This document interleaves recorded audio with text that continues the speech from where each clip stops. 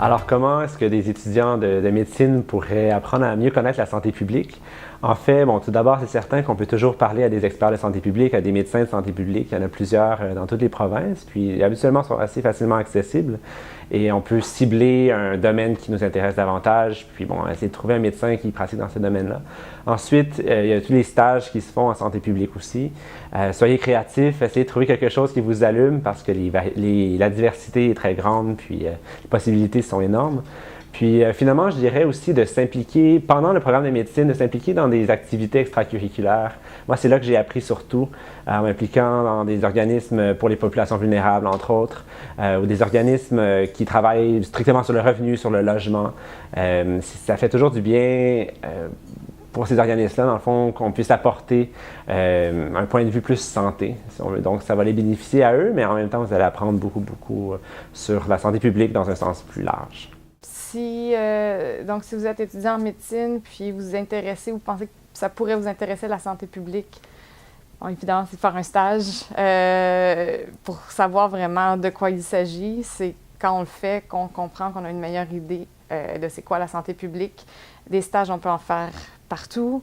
Il y en a au niveau, au Québec particulièrement, là, au niveau régional, c'est là qu'il y a le plus la pratique de la santé publique, mais aussi au niveau provincial. Essayez de parler à des résidents, trouver les résidents du programme, puis ensuite demandez-leur qu'est-ce qu'ils pensent du programme de résidence, puis aussi où faire des stages et avec qui, parce qu'on veut les faire avec les gens qui vont être les plus motivants puis qui vont nous aider le plus. Puis pour ceux qui sont intéressés à explorer un peu plus c'est quoi la santé publique, mais je vous suggérerais simplement de parler avec du monde qui travaille en santé publique. Vous pouvez sûrement en trouver par votre école, par vos études en médecine. Les gens sont souvent très contents de parler de ce qui leur passionne.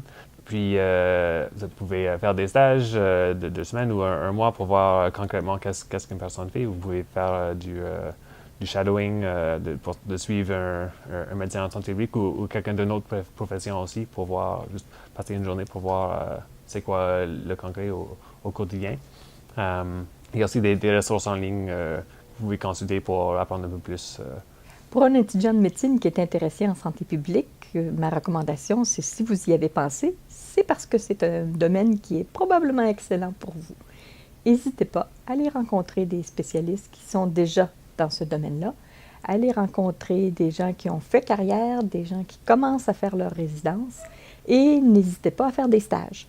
Si vous faites des stages, même si vous décidiez de ne pas aller en santé publique, ça vous sera utile par votre pratique, parce que de savoir comment aider à garder les gens en santé, c'est toujours utile de savoir quelles sont les ressources du milieu, c'est toujours utile, puis de savoir comment tricoter ensemble ces ressources-là pour régler les problèmes qui sont vraiment épuisants quand on fait de la pratique, c'est-à-dire qu'est-ce qu'on fait quand quelqu'un n'a pas d'accès à un service, qu'est-ce qu'on fait quand quelqu'un revient toujours avec le même problème, un enfant qui revient toujours avec un problème d'asthme, est-ce qu'il y a un problème dans sa maison? Si vous avez fait un stage en santé publique, vous allez être en mesure de savoir au moins comment utiliser ces ressources-là et peut-être vous intéresser à en faire carrière puis aider les autres cliniciens à faire de même.